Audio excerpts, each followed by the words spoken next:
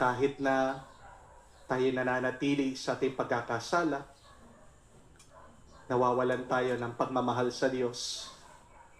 Pag tayo ay nangailangan, agad-agad tayo'y lalapitan ng Diyos. Tayo'y pupunuin sa Kanyang grasya at pagpapala. Itong ating pasalamatan, itong utang na loob natin sa Diyos. Kaya naman kung tayo'y nakatanggap ng awa sa Kanya, maging mahabagin at maawain din tayo sa iba.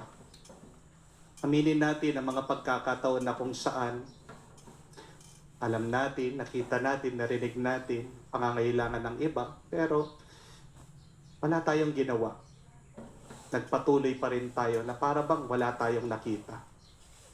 Aminin natin ang mga pagkakataon ng ating mga pagkukulang na kung saan pwede naman tayo makagawa ng mabuti pero